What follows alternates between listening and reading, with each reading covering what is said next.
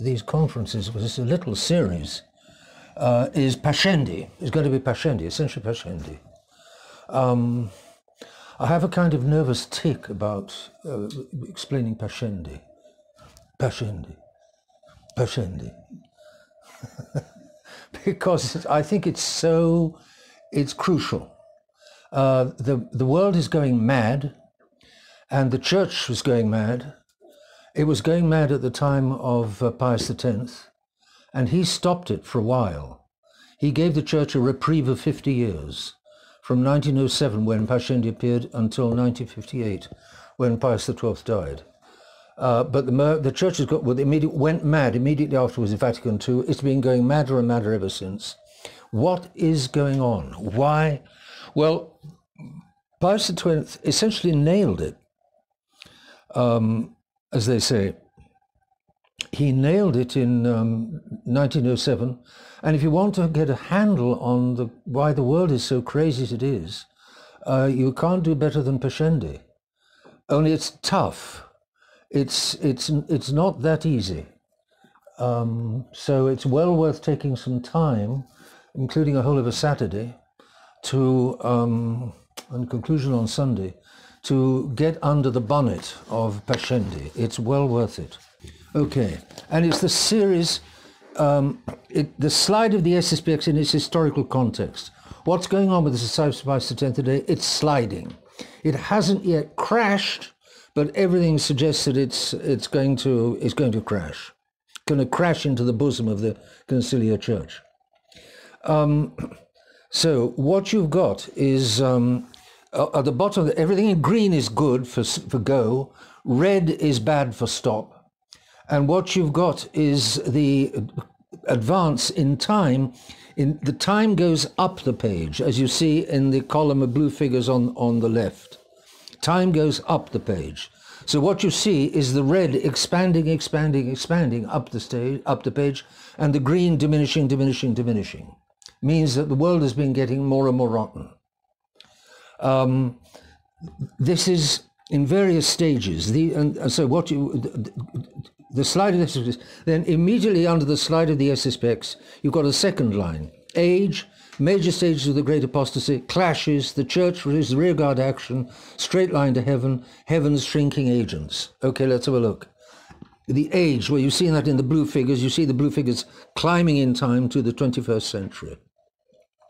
In red, what you've got underneath in red is the major stages of the great apostasy. So the apostasy has been piling up over centuries and centuries. The apostasy didn't start yesterday. It's reaching its climax today, but it didn't start yesterday. You've then got clashes in cross swords. When I was a boy at school, I learned that clashes meant, cross swords meant a battle. So you've got various battles. You've got these, you can hardly see the little black crosses, but they do exist. 1, 2, 3, 4 you've got there down the page. So there are clashes between the church and the enemies of the church.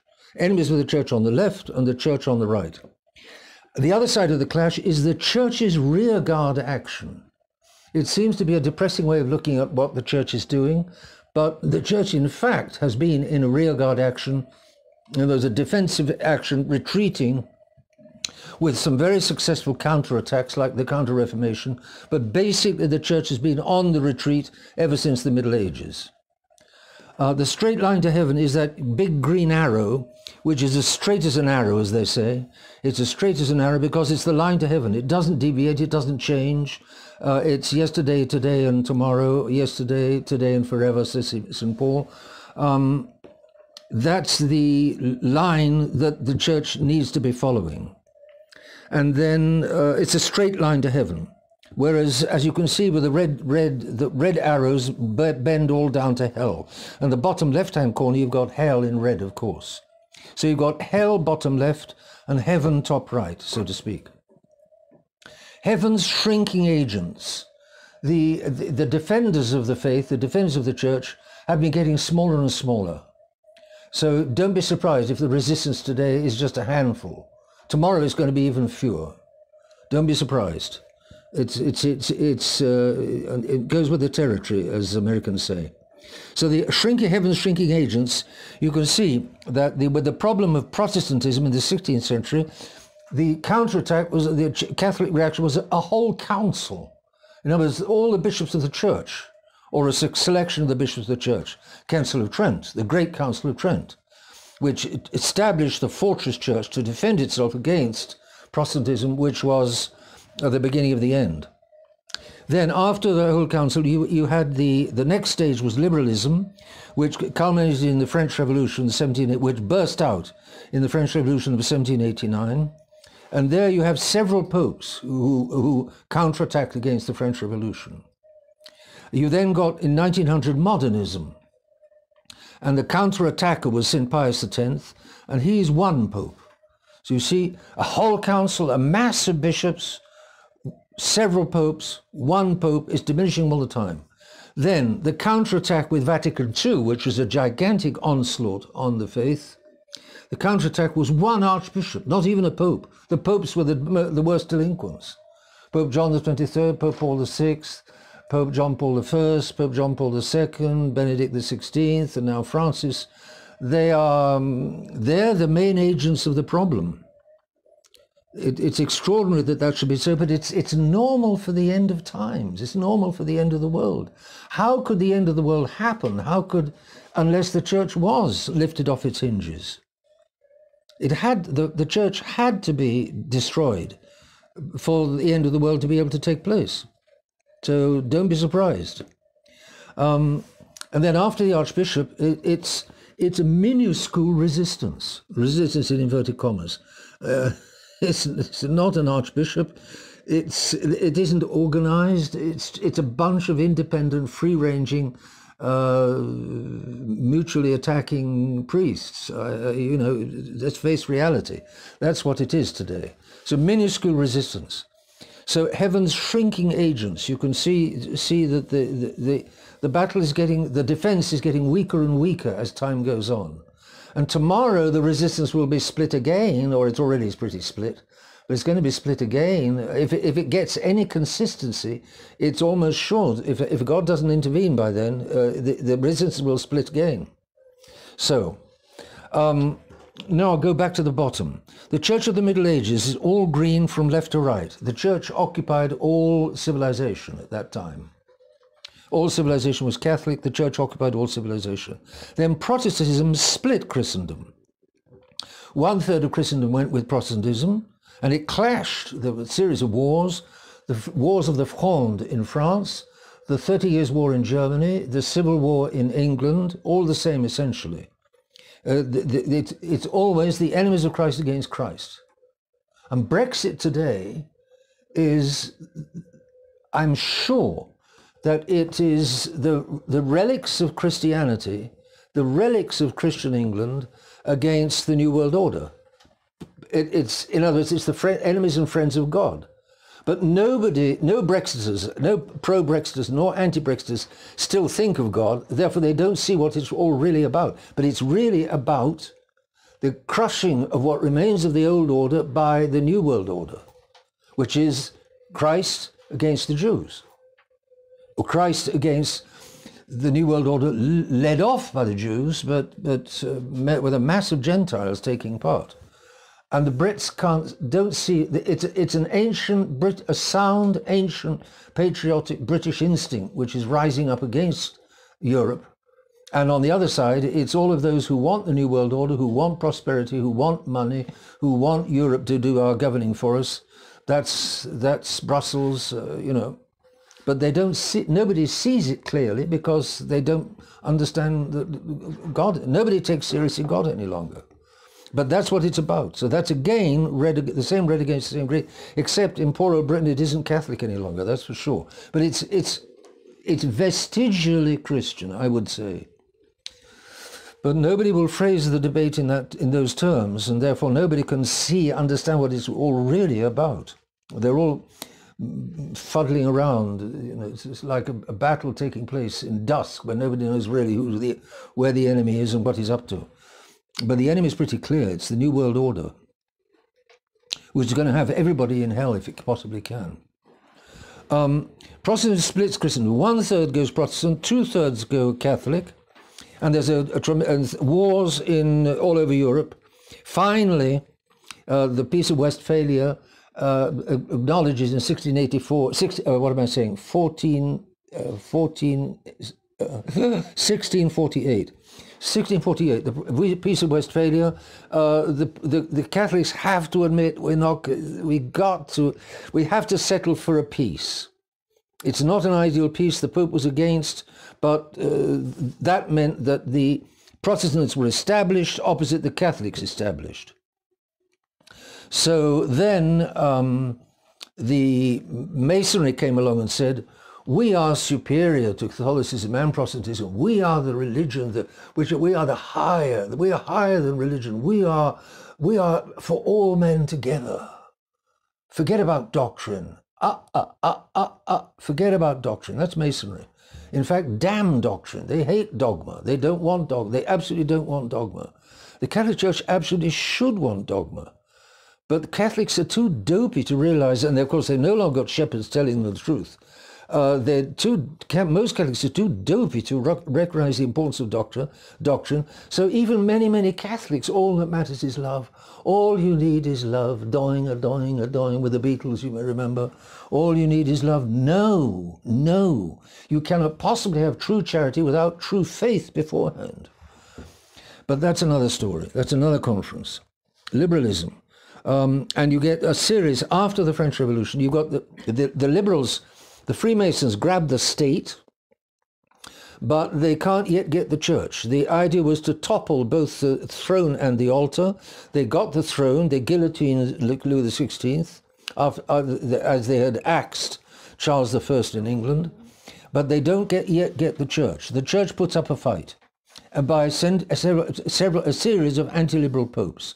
Almighty God in his mercy gives the church a series of decent popes who've got doctrine, and they cause, I jumped a line there, after the Counter-Reformation, the tremendous counterattack of Trent, there was a tremendous missionary extension of the church, for instance, a rosary of nations in Latin America, by the Portuguese and the Spaniards. The Spaniards that had the Inquisition, thanks to the Inquisition, they had no Protestantism worth speaking of. And that gave them the tremendous impulse of Catholicism to create a rosary of nations with the Portuguese in South America and Central America. The first university in Mexico was founded years before Harvard in the United States. But the Protestants have taken over, so to speak. A tremendous mission extension. So the church, but then the liberals come in and they take the state, they leave the church. The church has to has to restate the ancient doctrine, the ancient Catholic doctrine, which has always been there, but it needs to be restated in the face of the French Revolution. And it's restated above all. There is a new missionary expansion with the Catholic counterattack against liberalism, especially in Africa. But the doctrine is steadily restated in a series of what are called encyclicals. An encyclical comes from the Greek word like cycle. Cycle is a wheel in Greek, kuklos.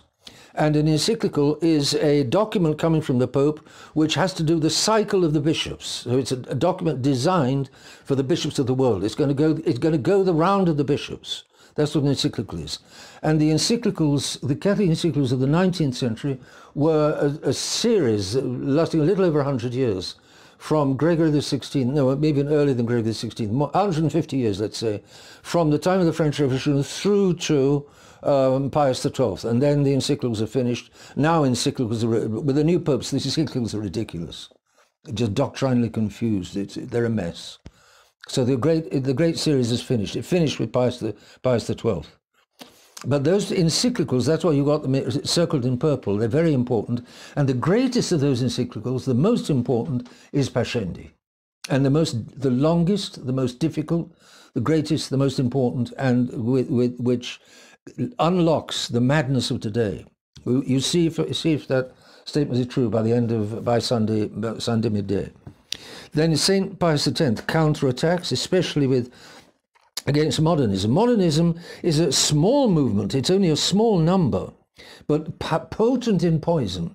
It's a deadly heresy. St. Pius X will call it the gutter, the main sewer that collects the muck from all possible heresies of the past, or all heresies of the past, all possible heresies of the future. Everything. You'll see why. It's a recipe for total and continual madness. You'll see why. But so it's a small number, but it's very dangerous. And Pius X cries wolf and scotches it with, above all, not only with Pascendi but with other drugs, and then with measures. He had not only a very good mind, he was a peasant stock, he had a pile of common sense, and he also had a wrist. He was not soft, and he hit the bad guys where it hurt them. He was a great saint.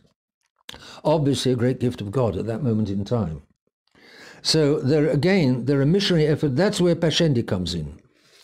And St. Pius X gave the church, I said, a reprieve of 50 years. That's the background of Pascendi. That's the lead up to Pascendi, from Protestantism to liberalism. Liberalism is thanks to Protestantism, as you see there. Protestantism splits Christendom. Liberalism is thanks to Protestantism, because here's Protestantism, here's Catholicism. Liberalism comes in and pretends to be superior to both. If there hadn't been Protestantism, liberalism couldn't have pretended it was superior to Catholicism, because Catholicism was obviously the truth. Nobody seriously contested it. But then Luther seriously contested it, and from that moment on, we're off to the races. Liberalism thanks to Protestantism. Modernism thanks to a world molded by Protestantism and liberalism. The world is going rotten by the 1900. And a warning sign came from God, the sinking of the Titanic in 1912. You think you're all that smart, you moderns, with your technology and your science and your industry and your atheism? Well, just take one look. Nobody could sink this ship. Or what was the boast? I think the Protestants painted in white. God himself couldn't sink this ship, something like that. First journey, maiden journey, finishes 5 miles underwater at the bottom of the Atlantic Ocean. Modernism, thanks to a world molded by Protestant liberalism and in dead trouble, heading straight for the First and Second World Wars. The world is in chaos. It's only a very small number. The very large number of Catholics stay with Pius X. There's a sharp clash over Pascendi, but Pius X prevails. The bad guys simply go underground, and they wait for their moment. They know that time is on their side. They know that history is working, that the corruption is advancing and working all the time, and they're just going to wait for the moment when they'll be able to come up again. And that moment came with the death of Pius XII. Vatican II, immediately after the death of Pius XII, Vatican II, or neo-modernism, the revival of modernism. Exactly the same heresy, basically, but revived, thanks to a world of hearts and minds corrupted in depth by Protestantism, liberalism, and modernism. So you can see how the red guys are building one on top of the other. Liberalism builds on Protestantism, modernism builds on liberalism, and Vatican II builds on all three. There's the Council, which this time doesn't take just a small number of Catholics. It sweeps off the great majority of Catholics because the Pope is with the Council. The Pope is on the side of the modernists. Tradition just manages to get itself together. There's quite a strong reaction all over the world, a reaction led mainly and outstandingly by Archbishop Lefebvre, a very great churchman, man of the church. And he engineers yet another counteraction expansion, and that's the worldwide expansion of the Society of Pius X. Remarkable years, the 1970s, 1980s, and he died in 1991, but the impulse continued through the 1990s, but the villains were already at work, the termites were already at work underneath, liberals inside the society. I knew them. I won't name them, but they've been working in, they didn't basically agree with the Archbishop. They never really understood the Archbishop. They were too young, too modern. Too much of the modern age in their veins to understand the Archbishop, and so they were preparing to change the society even before he died. Several years before he died, and once he was dead, then off to the races, and it was simply a matter of time before we reached 2012, which is a general chapter of the society, in which the push towards Rome prevailed. Thanks mainly to Bishop Foley.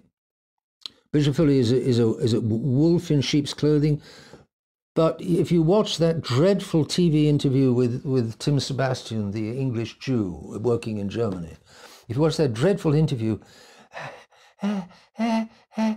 I mean well. I want everybody to be nice. I love everybody. I want everybody to love me. You're a horrible interviewer, but I love you. Oh. Is that what the church was built by? Is that the kind of thing that the church was built by? The church was built by young girls standing up to the emperor and saying, Your Majesty, if you can promise me all the handsome young men you like and all the limousines you like, you can promise me the richest house in Rome, you can promise me, but I'm sorry, you're worshipping devils, and I've got to say that, and you're worshipping devils. How dare you say that? I will torture you. Your Majesty, you must torture me how you like, how you think fit. You're the head of the state. Go ahead. Be my guest, they would say today in America. And the girls got tortured, and they went straight to heaven. They had an unpleasant quarter of an hour, half an hour, month, I don't know, 2 months, but they went straight to heaven. They died for our Lord. That's what's built the church, not this silly compromising, stupid softness. Oh. So the SSPX push towards the Rome Agreement, thanks to priests weakened by the modern world. Pius X was a peasant, and he had some common sense. Your suburbanites, we suburbanites, I'm a suburbanite, we suburbanites in mass don't have common sense. We're detached from reality. The washing machine does it all for mum. Diesel oil does it all for dad. Nobody's in touch with hard, demanding reality any longer, or too few people in touch with hard, demanding reality, and therefore we're all off to Fantasyland. Alice was in Wonderland, and the society is in Wonderland. Bishop Wanda is now going to be the next bishop of the society, he's a novice order bishop. He means well, he's a nice guy. He's a friend of Pope Francis, excuse me. I was just going to say Frankie. He's a friend of Pope Francis. Oh, they're all nice, but they're no good as Catholics, because being nice to men sooner or later means being nasty to God. It's more important to be nice to God than to be nice to men. But people today just don't have that kind of a faith. They haven't got this. They don't have a sense of reality, and they don't have a sense of God. If you don't have a sense of reality, how can you have a sense of the real God? If reality means nothing to you, how can the real God mean anything to you? So how can these moderns, these suburbanites, as I say, who live a soft and easy life as suburbanites, although heaven knows commuting is demanding enough on it, can be demanding enough on its own, and the contamination of the air in the big cities is unpleasant enough. But nevertheless, there's nothing in their lives which gives them that solid good sense and that peasants used to have. Peasants have all kinds of faults, but at least they've got some common sense, and they can have the faith. The faith in modern suburbs, it won't go. It won't go. And of course, Ireland's now turning suburbanite. It was peasant, it's turning suburbanite, same thing happening. England has been industrial and suburbanized the longest, and it's the most corrupt. So anyway, you see there what led up to Pascendi and what followed Pascendi, because the Church didn't follow Pius X, the Church followed John the 23rd and Paul the VI. Okay, put that to one side. Now turn to the sheet with Pascendi, the heart of the matter. Now, this is the encyclical itself, a very inadequate summary or synopsis, an overview, enabling you to see the whole thing on just 2 sheets. Look at sheet 1, Pascendi overview, and then sheet 2 is the heart of the matter. Sit next to one another so that everybody can get an eyeful. You've got 5 sections of this encyclical. You've got an introduction, you've then got a long section of doctrine, a short section of causes, a shortish section of remedies, and a shortest of all conclusion. Pretty simple. Introduction, conclusion, framing, doctrine, causes, remedies. The sheet 2 is an elaboration, a closing in. What do you say on the computer? You call it a zooming in. You zoom in on the first part of the section of doctrine. Turn to sheet 1 again. You see the doctrine divides into 7, and with a conclusion. Modernist philosopher, 2 believer, 3 theologian, 4 historian, 5 critic, 6 apologist, 7 reformer, and then the conclusion. Okay. Then you see that on sheet 1, philosopher, believer, and theologian are in a box entitled "The Heart of the Matter, See Over." So you should be able to turn over the page, and on the other side of the page you would find sheet 2. Sheet 2, you see then, is doctrine. It's all doctrine, virtually all doctrine, with in 3 sections. Section 1, the philosopher, from 6 to 13, the believer, from 15 to 18, and then the theologian, from 19 to 28. That is the heart of the matter. That is the guts of the encyclical. That's the most important part of the encyclical. Okay, now what you see then is what you're seeing in front of you is doctrine,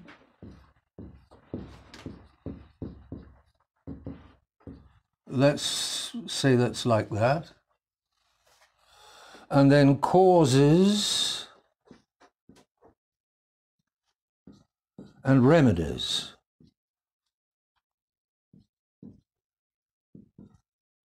Now, obviously, the causes, what are we talking about? The causes of what? The causes of this doctrine. So the causes section refers back to doctrine. Similarly, remedies. Remedies of what? Remedies of this doctrine. So those 2 sections refer back to the doctrine. The doctrine breaks down into philosopher. That's phi in Greek for ph, for philosopher. The philosopher, the believer, the theologian, that's theta in Greek, the first letter of the word Greek word for God, and the first letter of the Greek word for theologian, theologos, the reasoning about God. That's the theologian. Then there is the historian, the apologist, and the reformer, with a conclusion.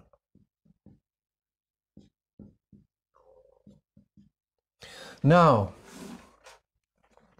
the believer in what? First, Pius X has put philosopher at the beginning. So this is a problem of philosophy. For the philosophy is at the root of it. At the root of what? The root of what the modernist believes. So the believer is referring back to the philosopher. The theologian derives from the philosopher. The historian and the apologist and the reformer, they're all deriving from the philosopher. So the important section in doctrine is the philosopher. Then, the philosopher, you see, is the principles principles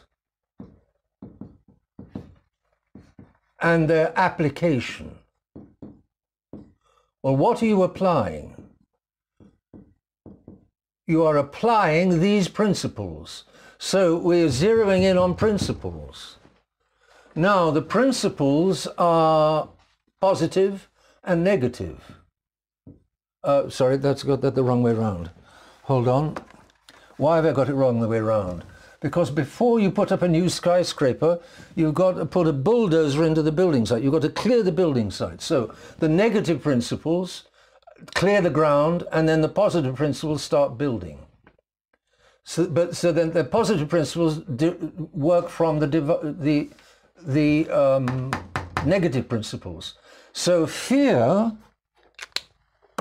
in the section on the negative principles, here you've got the heart of the heart of the heart of the encyclical. Everything basically is deriving from here. Once you get hold of this, you've got the key to the whole of the encyclical. If you can understand this section, which is not all that long, you will immediately understand the positive principles, you will understand their application, you will then not grasp the philosophy. That will give you the key to the believer, to the theologian, to the historian, and you'll see how the rest of the encyclical derives. Then, what we need to look at is those principles. But let's start with the introduction. So sheet 1, overview, the beginning of the encyclical. What you've got down the middle of the page is a series of figures, and these figures are the paragraphs of the original text of the encyclical. But be careful, paragraphing in different editions, the paragraphing is different, so the numbering is different.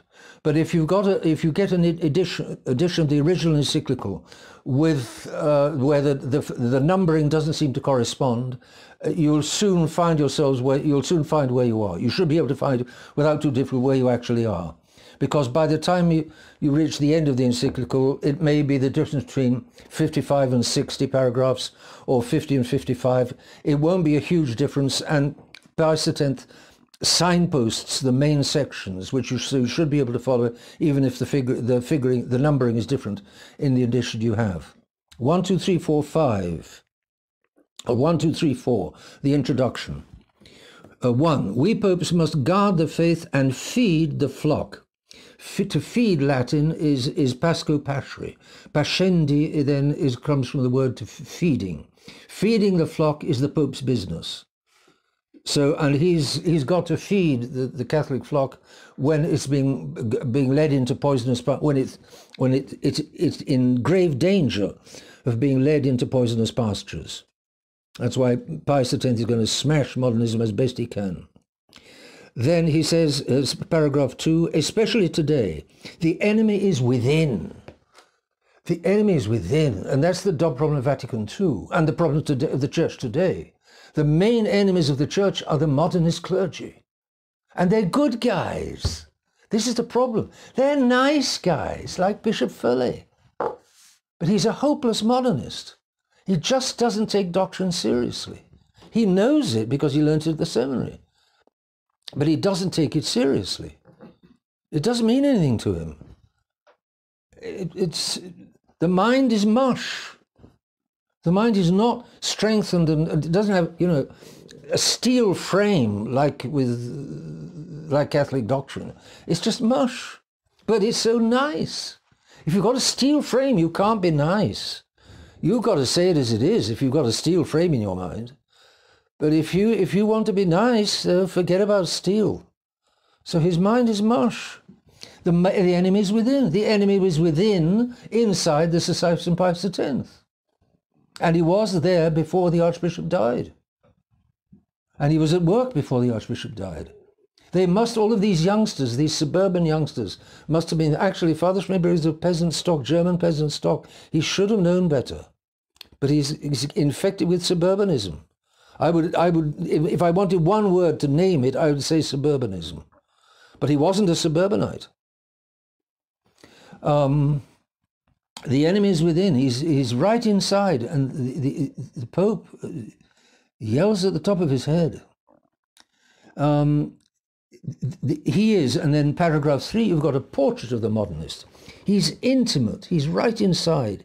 He's disguised. He's radical. He strikes at the root of the faith, says Pius X. He's disguised. He pretends to be a nice guy. The trouble is that we are so perverse in the 20th and 21st centuries that the poisonous guys are nice, and the niceness deceives themselves.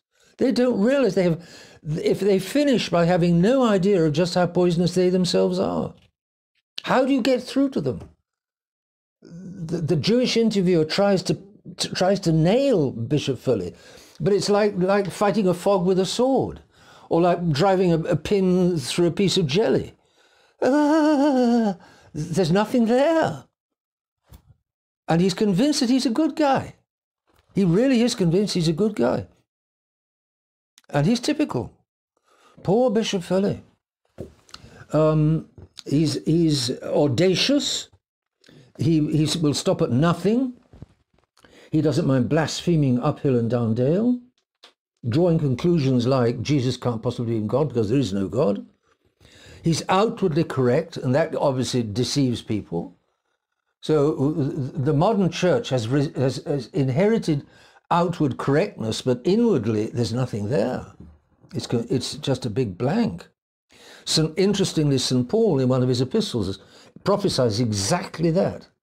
The appearance of religion without the substance. It's in, I think it's 2 Timothy. 2 Timothy chapter 3. He said, it's a portrait of men of modern times. Read it. Very interesting. 2 Timothy 3, verses 1 to 8, I think it is. Outwardly correct, disobedient. So, he's very, very nice, but he doesn't obey. And Pius X goes on to say, leniency is proved ineffective. I've tried to be nice with these people, but it's no effect. Now we've got to strip off the mask. We've got to show them for who they are. And what they are is disbelievers, with the appearance of belief, but the substance is gone. And we'll see exactly why the substance is gone. And that's exactly what he's going to give. So he says, here, that's what we've got in Pascendi 4. Hence Pascendi. Modernism's teaching, that's the first main section, doctrine. Then its causes, 40 to 43. And then its remedies, 44 to 56. So you can see where he's drawn a portrait of the modernist. He's sketched swiftly but very, very accurately the danger of modernism. Modern man is so corrupt and so perverse that he considers he's a saint when he's absolutely, objectively, completely rotten. Maybe he still has goodwill. Maybe that goodwill counts in front of God. But objectively, he's destroying the church because it's a parody of Catholicism. How can that be? Well, turn now to sheet 2. Principles. We've got the philosopher, the believer, and theologian on sheet 2, and then absolutely continuously the historian, critic, apologist, and reformer on sheet 3, which you can see that the philosopher, believer, and theologian are the ones that are really important. Okay, the philosopher. He's working on certain principles, negative and positive, and then he immediately begins applying these principles. The faith is going to become something completely different.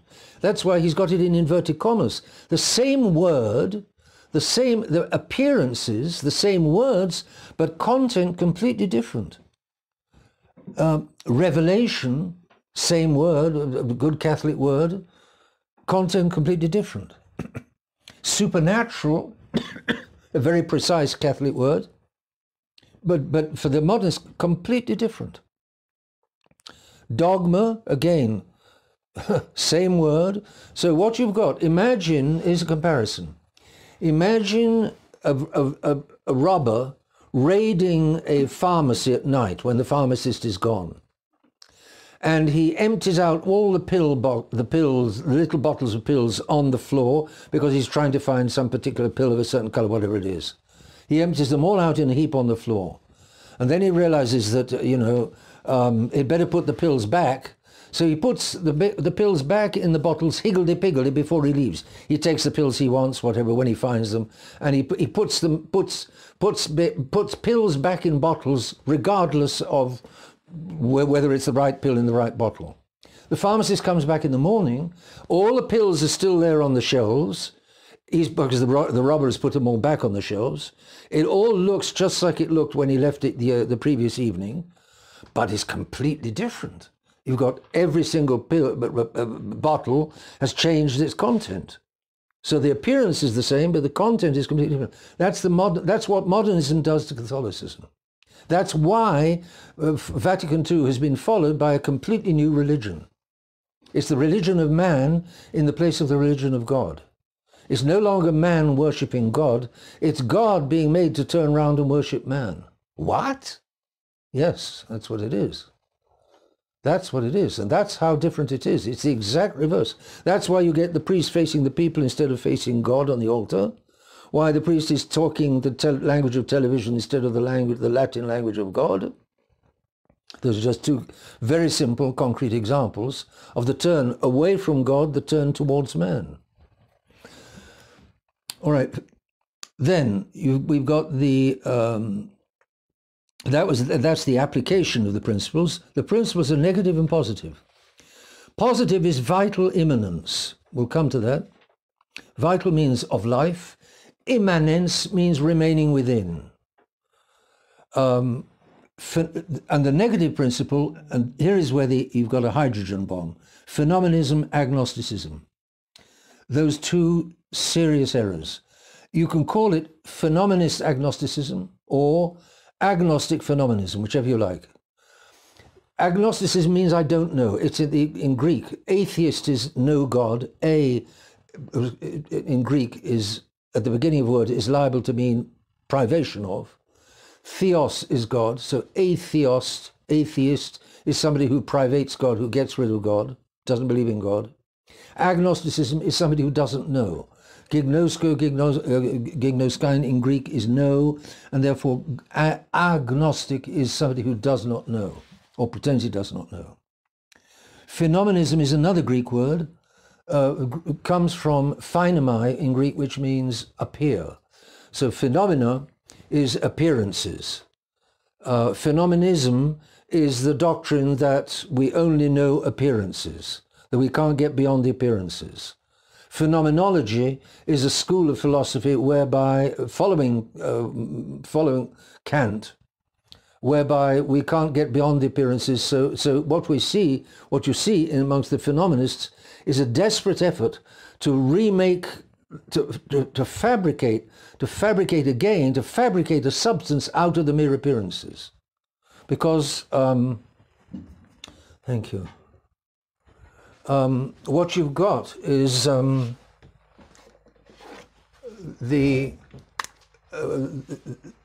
if here is a tree, these are the appearances.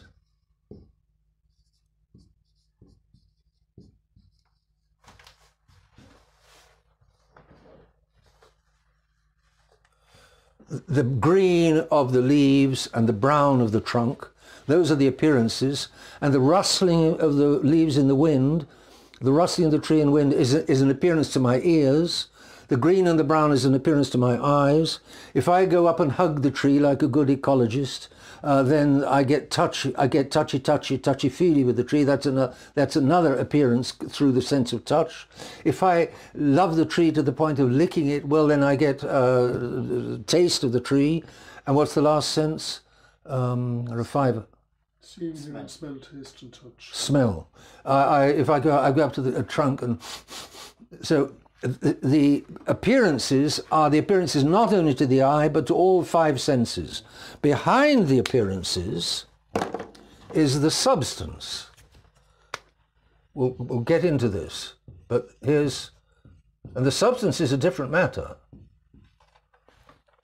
Okay, now there's just time.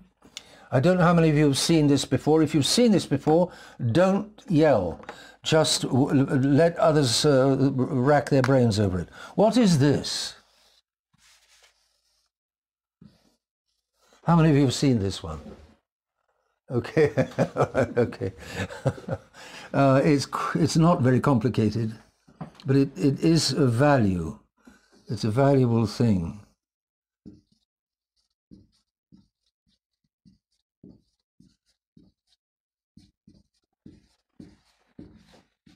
Okay, now, what we've got here is 8 lines.